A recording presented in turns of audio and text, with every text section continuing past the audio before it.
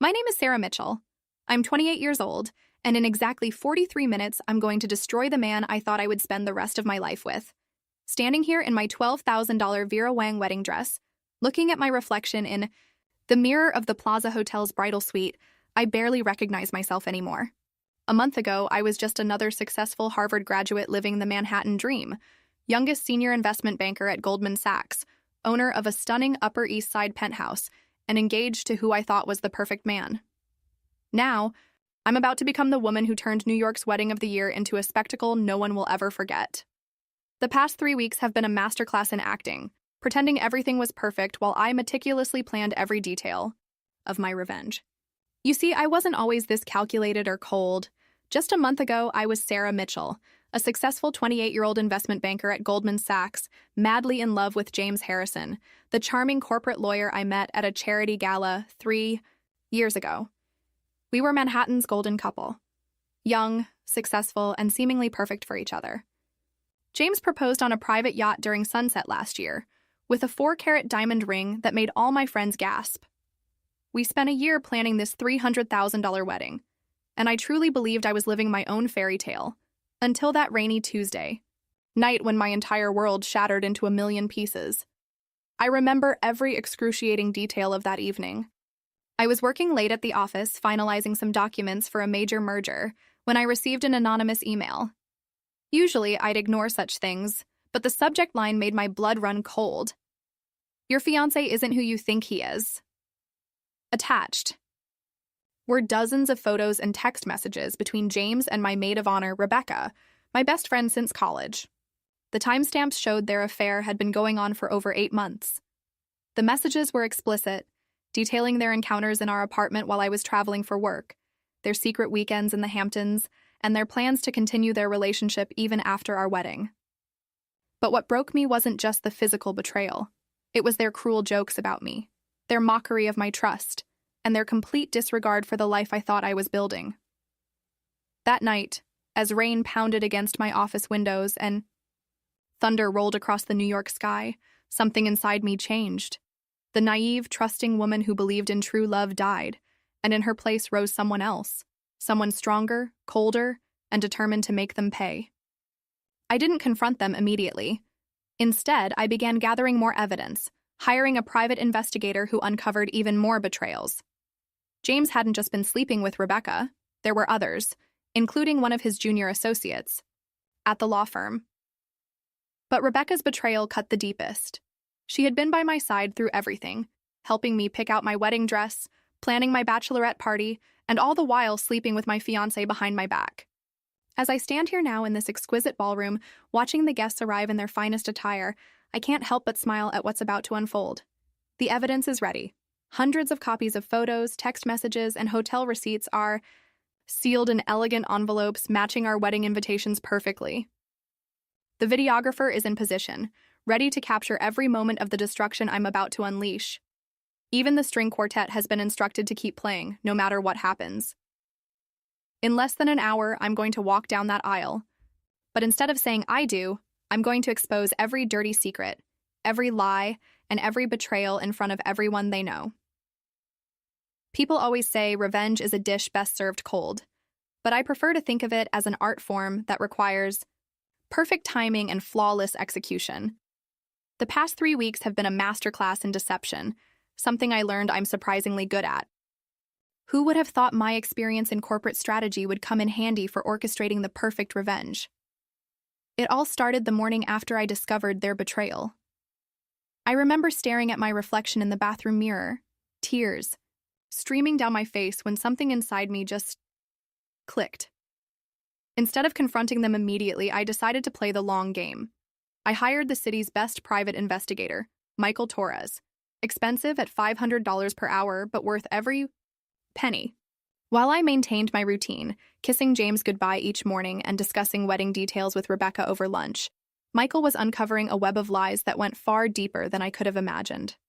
The evidence he gathered was like a punch to the gut. Not only had James and Rebecca been carrying on their affair for 8 months, but they had also been planning their future together. A joint account at Chase Manhattan Bank, a recently purchased condo in Miami, and This one made me laugh through my tears. Couples therapy sessions to work through their guilt. The same therapist, by the way, who had been counseling James and me about pre-wedding jitters. The irony would be delicious if it wasn't so painful. But the real goldmine came from James's law firm. Through some careful manipulation and a generous payment to a disgruntled IT employee, I obtained emails showing James had been embezzling from the firm's client accounts. My darling fiancé had been funding his lavish lifestyle with Rebecca using stolen money. Those romantic getaways to the Hamptons, paid for with embezzled funds, the Cartier bracelet he gave her for their 6-month anniversary, same story. The prestigious law firm of Harrison & Associates would be very interested in these findings, right after I'm done with my wedding ceremony. 2 weeks ago, I began what I like to call psychological warfare. Small things at first, taking longer to respond to their messages, being slightly distant during dinner, making cryptic comments about loyalty during wedding planning meetings. I watched as their confidence slowly crumbled into unease. Rebecca started asking more questions about my mood changes, while James became increasingly nervous, checking my phone when he thought I wasn't looking. During our final wedding dress, fitting last week, Rebecca broke down in tears, claiming she was just so happy for me. I hugged her tight and whispered that everything would come out perfectly in the end. The fear in her eyes was palpable. She knew something wasn't right, but couldn't quite put her finger on it. 3 days ago, I implemented phase 2 of my plan. Anonymous tips were sent to several of James's colleagues about financial irregularities in his cases. The managing partners scheduled an audit for Monday, the day after our wedding. Perfect timing, wouldn't you say? I also made sure Rebecca's boss at her prestigious PR firm would receive a detailed dossier about her ethical conduct, first thing. Monday morning. Their worlds wouldn't just crash at the wedding. The aftermath would destroy everything they've built. Last night at our rehearsal dinner at Le Bernardin, I watched them squirm as I raised my glass for a toast. To truth, I said, my eyes locked with James's, and to karma. His hand trembled as he lifted his champagne glass. Rebecca excused herself to the bathroom twice, her face pale and drawn. They could sense something was coming but had no idea what was about to hit them. Now, as I make final adjustments to my veil, everything is in place. The videographer, actually an investigative journalist from the New York Post, is positioned perfectly. Every major news outlet in the city has received an anonymous tip about a society wedding gone wrong at the plaza today. The evidence packages are hidden beneath every guest's seat, ready to be discovered at just the right moment. In less than an hour, I'll walk down that aisle, but instead of saying I do, I'm going to give them a show they'll never forget. The wedding march begins to play, and I can feel my heart racing, not with pre-wedding jitters, but with pure adrenaline. My father takes my arm, completely unaware that he's about to witness his daughter orchestrate the most dramatic takedown in Plaza Hotel history. "You look beautiful, sweetheart," he whispers. If only he knew what was hidden beneath my bouquet of white roses, a small remote control that would trigger everything I've planned. The doors to the grand ballroom open, and I begin my walk down the aisle. 250 pairs of eyes turn to admire the blushing bride, their phones raised to capture what they think will be a magical moment. James stands at the altar, handsome in his custom Tom Ford tuxedo, smiling that perfect smile that once made my heart skip a beat. Now it just makes my stomach turn. Rebecca stands to the left with the other bridesmaids, wearing the $2,000 designer dress I chose for them. The same dress she wore when meeting James at the Standard Hotel last week.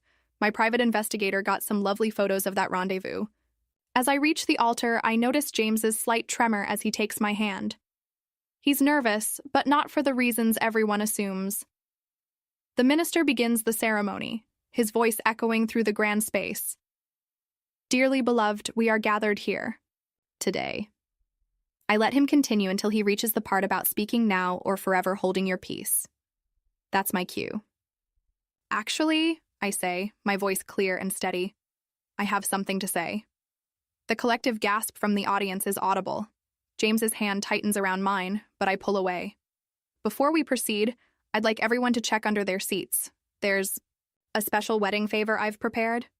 The rustle of 250 people reaching under their chairs fills the ballroom. The look of confusion on their faces quickly turns to shock as they open the elegant envelopes matching our wedding invitations. Inside, they find detailed evidence of James and Rebecca's affair: photos, text messages, hotel receipts, and bank statements. But that's just the appetizer. James, I turned to face him, my voice carrying through the professional-grade microphones I had secretly installed. Would you like to explain to our guests why you've been embezzling from your law firm to fund your affair with my maid of honor? His face drains of color. Rebecca sways slightly on her feet. Or perhaps Rebecca would like to share why she's been helping you launder money through that cute little condo in Miami? The screens around the ballroom, originally intended for a romantic photo montage, spring to life, displaying surveillance, footage, bank statements, and intimate photos. The gasps turn to murmurs, then to outright exclamations of shock. I spot James's managing partner in the audience, his face turning purple with rage as he scrolls through the financial documents in his envelope. But wait, I continue, my voice steady despite the chaos unfolding around us. There's more. You see, while you two were planning your future together, I was planning something too. Right now, the SEC is receiving detailed documentation of your financial fraud, James. And Rebecca, your firm's board of directors is getting a full report of how you helped cover it up. Oh, and those photos you thought you deleted from your phones? They're being uploaded to social media as I speak. The ballroom erupts in chaos. James lunges forward, grabbing my arm. You can't do this, he hisses. But I'm prepared. The security team I hired steps forward, creating a barrier between us. Cameras flash as reporters who are strategically placed among the guests capture every moment. This isn't just a wedding anymore. It's breaking news. Actually, I can, and I did. The next few minutes unfold like a scene from a movie, but this is better because it's real. It's my revenge coming to perfect fruition. James's father, a federal judge, stands up and demands silence, but his authority is drowned out by the chaos. Rebecca has collapsed into a chair, mascara streaming down her face as her socialite mother tries desperately to shield her from the cameras. The string quartet following my explicit instructions continues playing, a surreal soundtrack to the unfolding destruction. I spent $300,000 on this wedding, I announce, my voice cutting through the chaos. Consider it an investment in exposing the truth. And speaking of investments, I turn to face the corporate table where James's law partners sit, their faces a mix of fury and disbelief. You'll find detailed records of every client account James has embezzled from in the past 18 months. I'm sure the Bar Association will be particularly interested in those documents. Security guards position themselves at the exits, not to keep people in, but to prevent James and Rebecca from escaping. I watch as James's perfect facade finally cracks. He runs his hands through his perfectly styled hair, desperation replacing his usual confidence. Sarah, please, he begs. We can talk about this. The same words he used to convince clients to trust him with their millions before he stole from them. Talk? I laugh, but there's no humor in it. Like how you and Rebecca talked about me during your romantic weekends in the Hamptons. I press a button on my hidden remote, and the screens now display their text messages. Should we talk about how you mocked my trust, or how you plan to continue your affair after our wedding? The evidence is devastating, personal, and meticulously organized. Each revelation hits like a perfectly timed bomb. I watch as realization dawns on the faces of our guests. This isn't just a scorned bride's emotional outburst. This is a calculated execution of justice. You know what the funny thing is? I continue, removing my engagement ring. I actually thank you both. You taught me something valuable about myself. I'm not just the naive girl who believed in fairy tales anymore. You underestimated me, thought I was too trusting, too focused on my career to notice. But what you never realized was that the same skills that made me successful in banking, attention to detail, strategic thinking, patience, made me exceptional at planning this revenge. I tossed the 4-carat diamond ring at James's feet. The sound of it hitting the marble floor echoes through the now silent ballroom. Consider it your severance package. You'll need it for your legal fees. Rebecca finally finds her voice. How could you do this to us? She screams, mascara streaking down her face. I turn to her, feeling a cold smile spread across my face. How could I? The same way you could sleep with my fiancé in my bed while helping me plan this wedding. The same way you could look me in the eye every day and pretend to be my best friend. The difference is, I'm not hiding anything anymore. The truth hurts, doesn't it? The next moments unfold in what feels like slow motion. Through the grand windows of the plaza, I can see news vans arriving, right on schedule. My anonymous tips to the media have paid off perfectly. James's law partner, Richard, is now on the phone, his face red with fury, presumably calling an emergency board meeting. Several of their prominent clients in attendance are already leaving, phones pressed to their ears, desperately trying to verify if their accounts were among those compromised. But wait, I announce, my voice carrying over the chaos. There's one final surprise. I nod to the videographer who switches the screens to a live feed. While we're all here, I thought we might enjoy some footage from the bachelor party last week. James's face goes from pale to ashen.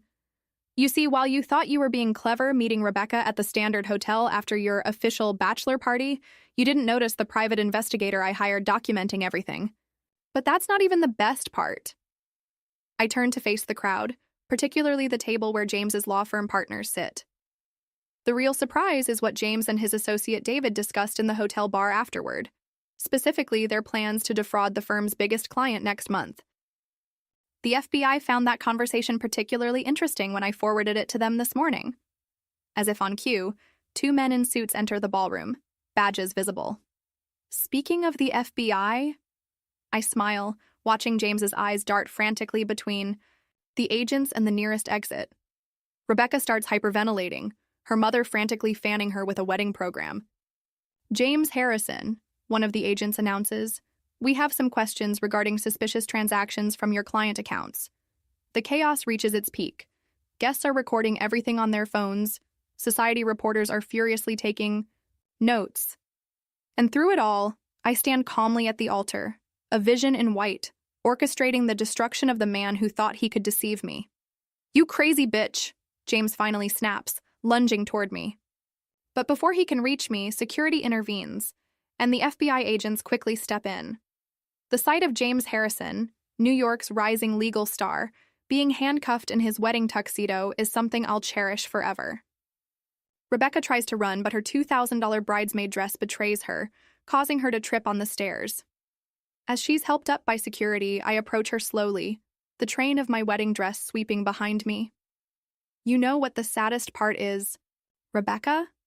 I would have forgiven a one-time mistake, but you both chose to humiliate me, to laugh at my trust, to plan a future on the ruins of my happiness. So now you get to experience what public humiliation really feels like. I turn to address our stunned audience one final time. Thank you all for coming to my wedding. While I may not be getting married today, I did get something better. Justice. The open bar will still be available for the next hour. I suggest you all drink up. It's not every day you get to witness karma in action at the plaza. As the dust begins to settle in the grand ballroom, I find myself standing alone at the altar, the chaos of my orchestrated revenge swirling around me. The FBI agents are escorting James out, his perfectly tailored tuxedo now wrinkled and disheveled. Rebecca is being comforted by her shell-shocked parents, mascara streaks mapping, her face like war paint. The murmurs of the guests blend with the clicks of camera shutters and the furious tapping of journalists on their phones. I take a deep breath, savoring the moment. The air feels different now. Lighter, as if a great weight has been lifted. Off my shoulders. I catch my father's eye in the crowd. He looks stunned, but there's a glimmer of pride there too. He always taught me to stand up for myself, though I doubt he ever imagined it would manifest quite like this. As I make my way down the aisle, this time alone, guests part like the Red Sea. Some avoid eye contact, others stare in open-mouthed shock, and a few even offer subtle nods of approval. I hold my head high, my $12,000 Vera Wang dress now a symbol not of a failed marriage, but of my resilience and strength. Outside the plaza, it's a media frenzy. Reporters shout questions, cameras flash, and curious onlookers gather to witness the spectacle. For a moment, I consider slipping out. The back. But then I straighten my spine and step into the limelight. I've earned this moment after all. "Ms. Mitchell, can you tell us what happened in there?" a reporter shouts. I pause, turning to face the sea of cameras. What happened in there was the truth coming to light. Sometimes happily ever after means saving yourself. As I slide into the waiting limo, originally meant to whisk away the newlyweds, I catch a glimpse of my reflection in the window. I barely recognize the woman staring back at me. She's stronger, fiercer, unbroken. The driver turns to me. "Where to, miss?" I smile, a genuine smile for the first time in weeks. "The airport. I have a honeymoon to enjoy." As the limo pulls away from the plaza, leaving behind the wreckage of what was supposed to be the happiest day of my life, I feel a sense of liberation. My phone buzzes incessantly. No doubt news of the wedding-turned-disaster is already spreading like wildfire through New York's elite circles. I switch it off, deciding that the world can wait. I may not have gotten my fairy tale ending, but I've written my own story, one of resilience, self-respect, and the kind of karma that would make even the most jaded New Yorker believe in justice. As the city skyline fades in the rearview mirror, I realize that this isn't an ending at all. It's a beginning. My perfectly planned revenge was flawlessly executed, but the real victory isn't in their downfall. It's in my rise from the ashes of betrayal. I'm Sarah Mitchell, and this is just the first chapter of my new life. Watch out, world. I'm just getting started. The New York skyline glitters outside my office window, a view I once shared with James. Now, it's the backdrop to my own success story. I adjust my CEO nameplate on the desk. Sarah Mitchell, founder and CEO of Phoenix Investments. The irony isn't lost on me that the skills I honed planning my wedding day vengeance led me here. After that fateful day at the plaza, I took my honeymoon solo, 2 weeks in Bali that became 2 months of self-discovery. When I returned to New York, I was ready to rise from the ashes of my old life. My phone buzzes. A news alert. James Harrison denied parole. I allow myself a small smile. His fall from grace was spectacular. The evidence I provided led to a 15-year sentence for embezzlement and fraud. Last I heard, he was teaching basic law courses to fellow inmates. Rebecca didn't fare much better. After a brief stint in rehab, for exhaustion, she tried to rebrand herself as a life coach. It didn't take. Now she runs a small PR firm in New Jersey, her dreams of Manhattan glamour long faded. As for me, the runaway bride of Wall Street became the phoenix of finance. The very public implosion of my wedding made me infamous, but my subsequent success made me a legend. Phoenix Investments specializes in helping women recover financially from divorce and betrayal. Turns out there's a big market for that. My personal life? It took time, but I learned to trust again. Not blindly, like before, but with eyes wide open. I'm engaged now to someone who knows my whole story and loves me for my strength, not in spite of it. A knock at my door interrupts my reflections. My assistant pokes her head in. "Your 2 o'clock is here, Ms. Mitchell. The interview for Forbes 30 Under 35 issue?" I nod, straightening my jacket. As I prepare to tell my story once again, I realize that the girl who stood in that wedding dress 5 years ago isn't entirely gone. She's still here, stronger and wiser, ready to help others rise from their own ashes. Before I leave my office, I glance at the framed photo on my desk. It's not a wedding picture or a corporate headshot. It's a selfie I took on that beach in Bali, sun-kissed and smiling, the start of my new beginning. That's the moment I truly said, I do, to myself, to my worth, to my future. As I step out to meet the interviewer, I silently thank James and Rebecca. Their betrayal was the catalyst for my transformation. In trying to break me, they made me unbreakable. I am Sarah Mitchell, and this is my happily ever after, on my own